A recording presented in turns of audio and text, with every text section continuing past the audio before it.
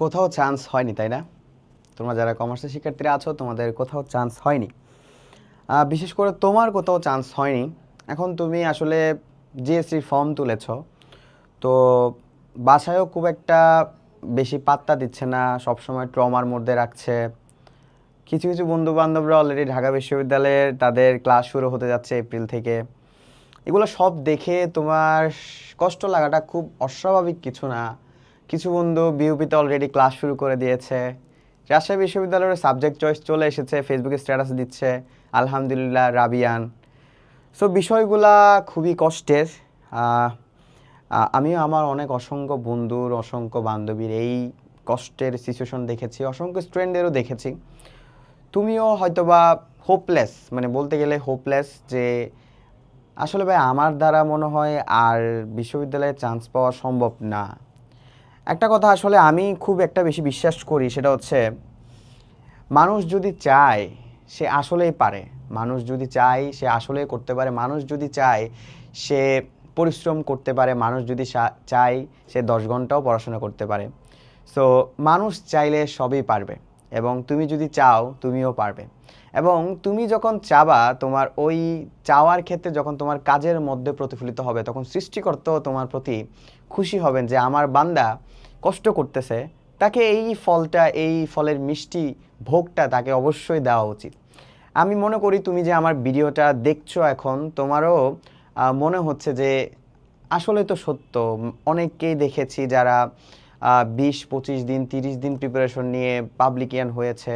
আমি তো খারাপ স্টুডেন্ট না, হ্যাঁ, আমার গায়ে খারাপ স্টুডেন্টের দাগ লেগে গিয়েছে। হ্যাঁ, আমি খারাপ স্টুডেন্ট না। আমি এসএসসিতে হয়তো A+ পেয়েছিলাম, 4.50 পেয়েছিলাম। আমার ফ্যামিলি এক্সপেকটেশনসও জানে যে আমি খারাপ স্টুডেন্ট না। আমি নিজেও জানি আমি খারাপ স্টুডেন্ট না, কিন্তু আসলে ভাগ্যের পরিহাসে আমি এই জায়গায় এসে ঠেকেছি। আমার হাতে মাত্র 30 দিন সময় আছে।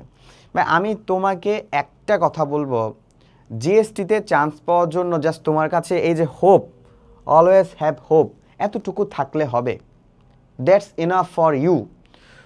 জিএসটিতে চান্স পাওয়ার জন্য 60 থেকে 65 মার্কসের বেশি লাগে না। তোমার এখানে প্রায় 19টি বিশ্ববিদ্যালয় আছে, 2400+ সিট আছে। Can you imagine that? 2400+ seat আছে। কমার্সের জগতে প্রায় 35% সিট শুধু জিএসটি দখল করে রেখেছে। মানে কমার্সে যদি 100% স্টুডেন্ট পাবলিকানে চান্স পায়, যে সকল সিটগুলো আছে তার 35% জিএসটি হোল্ড করে আছে। এবং তোমার last option and best option GSTC unit. তাহলে তুমি জাস্ট হোপটা রাখো যে ভাইয়া আমি কি আসলেই 60 থেকে 65 পাবো না? কেন পাবো না আমাকে বলো। তুমি ঢাকা বিশ্ববিদ্যালয়ের প্রিপারেশন নিয়েছো না? তুমি রাজশাহী বিশ্ববিদ্যালয়ের প্রিপারেশন নিয়েছো না? তুমি জগন্নাথের প্রিপারেশন নিয়েছো না? তুমি কি অ্যাকাউন্টিং পড়নি কখনো? তুমি কি ম্যানেজমেন্ট কখনোই পড়নি? অবশ্যই পড়েছো। তোমার জাস্ট একটাই ভয় হচ্ছে যে ভাইয়া আমি মনে হয় পারবো না। তোমাকে একটা তোমার সাথে থেকে আমি শুধু একটা জিনিস নিব, যে ভাই তুমি যদি আমার সাথে কমিটমেন্ট দিতে পারো, কনসিস্টেন্সি মেনটেন করতে পারো, এবং কনফিডেন্টের সাথে যদি আমাকে বলতে পারো যে ভাইয়া আমি সাকিব, আমি জরিনা, আমি ইনশাল্লাহ জিএসটিসি ইউনিটে চান্স পাবো, ঠিক আছে? তোমার সকল দায়িত্ব হালকেস্টেন্স ফ্যামিলি নিয়ে নিবে।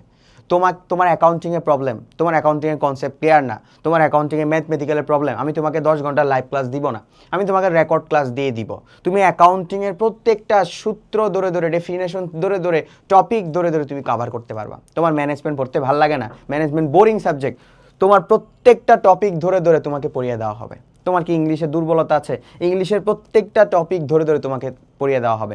বাংলা পড়তে ইচ্ছে করে না, বাংলারও কি সমাধান আছে। এর পাশাপাশি তোমার তো কোশ্চেন সম্পর্কে ধারণা নাই, কোশ্চেনেরও ক্লাস দিয়ে দেওয়া হয়েছে। তাইলে ভাইয়া এই যে নেভার লুজ হোপ, হ্যাঁ, এই জিনিসটা না মাথা থেকে আজকে থেকে বাদ দাও। সামনের 27 মার্চ আমার পরীক্ষা। আমি এই যে হোপ জিনিসটা নিয়ে হালকেস্টেনের সাথে আজকে থেকে যাত্রা শুরু করব। তোমার চান্স নিশ্চিত হবে ইনশাল্লাহ। জাস্ট 3টা বিষয় মাথায় রাখবা: commitment, consistency, confident, nothing else. চোখ বন্ধ করে জিএসটিসি ইউনিট তোমার জন্য একটা ভালো কোর্স হিসেবে ইনশাল্লাহ তোমার জন্য হবে। তাই কোর্সে ভর্তি হওয়ার জন্য এখনই ভিজিট করো হালকেস্টেনের ওয়েবসাইট। ইনশাল্লাহ আমরা পাবলিকান হয়েই তোমাদের সাথে দেখা করব। আসসালামু আলাইকুম।